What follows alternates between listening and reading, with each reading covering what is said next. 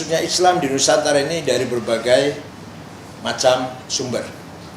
Ada yang langsung dari Hadramaut, Yaman, ada yang dari Persia, ada yang dari Cina. Yang dari Arab dulu, dari Arab ada kuburan di Sedayu, Gresik, kuburannya Fatimah binti Maimun. Itu dari Arab, yang konon datang kemari masih awal sekali, masih zaman Khalifah dinasti Umayyah. Begitu pula yang datang di Barus, Sumatera Utara, itu juga sangat-sangat lama sekali, awal-awal di sana masih dinasti Bani Umayyah sudah datang Islam ke Barus. Tapi yang tercatat dalam sejarah Islam datang dari Persia, ada seorang ulama namanya Syekh Ahmad Subakir.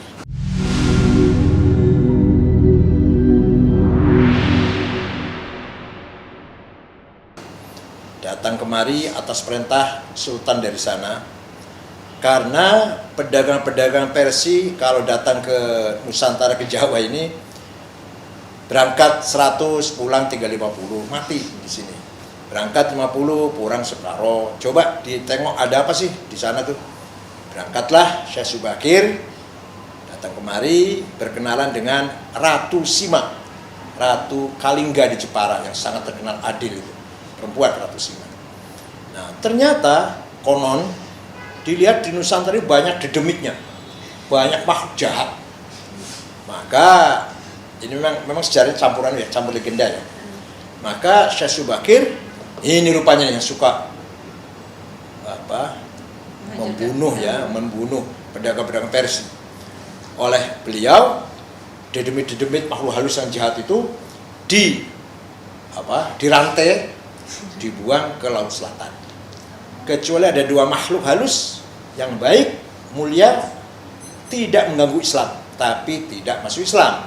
Namanya Sang Hyang Semar dan Sang Hyang Togo. Nah, Syekh Subakir ini kuburannya banyak. Ada yang berpendapat di Gunung Tidar, Magelang. Ada yang berpendapat di tempat lain, tapi yang benar di Wajo, Sulawesi Selatan. Ya. Datang pula seorang ulama namanya Syekh Riyasiddin An-Nisaburi, yang terkenal dengan Mbah Wasil, orang yang sampai ke Allah, orang yang sudah ma'rifat, usul pada Allah. Beliau datang ke Kediri berteman dengan Raja Doho Kediri namanya Joyoboyo atau Jayabaya. Beliau membawa kitab Al-Asrar. Isinya adalah ramal-ramalan memandang zaman yang akan datang, prediksi-prediksi lah. Diajarkan pada raja itu, diterjemah dengan bahasa Jawa, maka disebut ramalan Joyoboyo. Padahal sumbernya Kitabul Asrar yang diajarkan oleh Syekh Wasil atau Riyasiddin An-Nisaburi. Kuburannya beliau di belakang Masjid Setonogedong, Kota Kediri, dan banyak ziarah sampai sekarang. Kemudian datanglah beberapa ulama. Tahun 141 ada dari Cina namanya Syekh Hasanuddin di Rengas Dengklok, Kerawang. Mengajarkan Al-Quran, dia sendiri suaranya merdu, maka disebut Quro, Syekh Quro, pembaca Quran, Qori. Prabu Siliwangi yang beragama Buddha dari Pajajaran sekitar Bogor lah, mendengar ada agama baru, marah, datanglah ke Rengas Dengklok, Kerawang, mau saya bunuh itu yang pembawa agama baru ini. Sampai di Rengas Dengklok ada muridnya namanya Subang Larang. Cantik sekali orang ini, perempuan, anaknya Ki Gede Tapa, bapaknya namanya Ki Gede Tapa dari Cirebon. Kalau saya bahasakan kutilang, kuning tinggi langsing. Suaranya enak. Jangankan mau marah, jangankan mau membunuh Syekh Quro, malah mabok, jatuh cinta, langsung ngelamar. Kata Syekh Quro, ya masuk Islam, udah masuk Islam, nggak apa-apa. Ada mas kawinnya apa, tasbih, saya cari di pasar, gampang.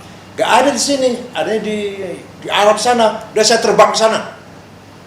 Dia mau terbang, membaca Hong. Biasa terbang biasa kalau udah mantranya Hong dibaca terbang. Gak bisa macet. Sekali lagi Hong, gak bisa terbang. Hong gagal.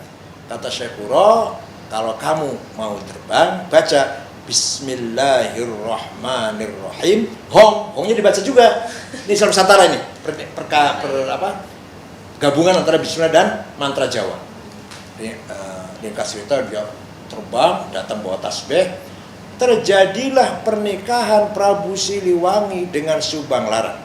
Akan mempunyai putra namanya Prabu Kian Santang atau Syah Rahmatullah, yang akan mengislamkan seluruh daerah Jawa Barat, kecuali Patih Pucukumun dengan anak buahnya suku Badui di Malimping itu, agamanya tetap Karuhunan Sunda Wiwitan. Semua masuk Islam. Kemudian anak kedua namanya Syah Samadullah, yaitu Ki Ku Cirebon. Ku itu bupati lah, atau wali kota. Yang ketiga, ini yang penting ketiga.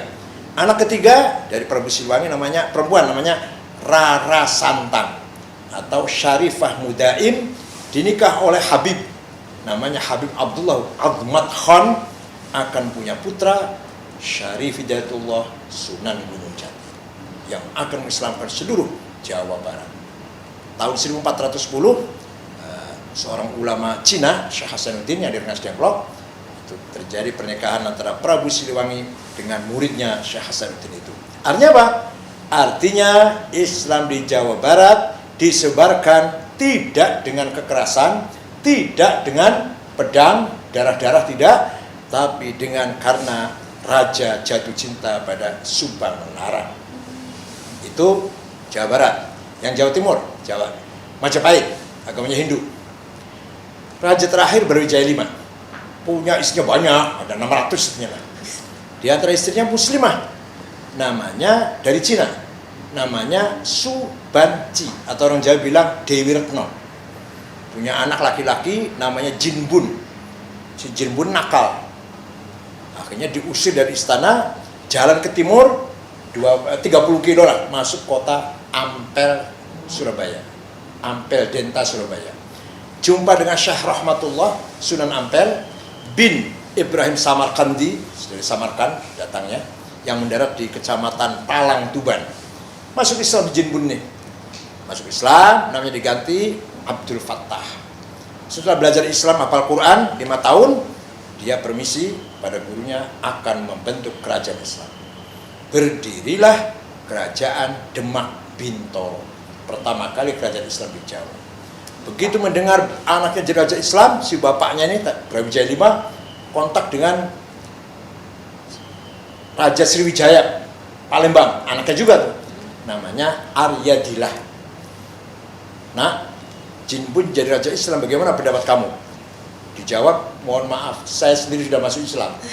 Nama saya bukan Aryadilah tapi Fatahilah. Lama-lama rakyat Majapahit ikut Demak. Karena kalau ikut Demak dipanggil santri. Santri artinya berakhlak, berbudi luhur. Kata santri itu, panggilan santri artinya berbudi luhur, sopan santun, jujur, amanah, nggak pernah bohong. Santri namanya.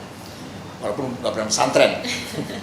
Nah, masyarakat Jawa berbondong-bondong masuk Demak karena ingin mendapatkan predikat santri.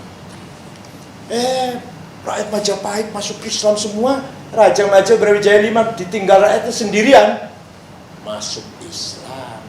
Dengan masuk Islamnya Raja Brawijaya V, selesailah riwayat sejarah Empire Majapahit yang pernah gagah perkasa ketika Hayam Wuruk Gajah Mada sampai ke Nusantara semuanya, ini sampai Sri Lanka, Filipina Selatan, bubar tanpa peperangan karena rajanya masuk Islam.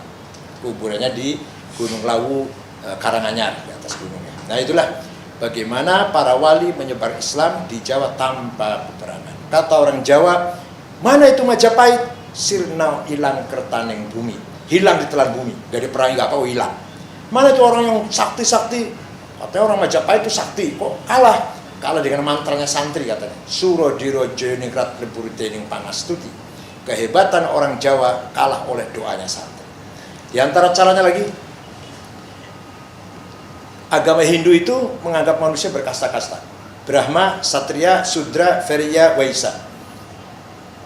Kata ingsun, aku, ingsun, itu hanya untuk raja. Satria, ingsun. Kalau rakyat itu nggak boleh ngomong ingsun. Kaulo alit, jongos kecil. Nggak boleh ngomong ingsun, tangkep. Nah, ulama datang mengajarkan ini.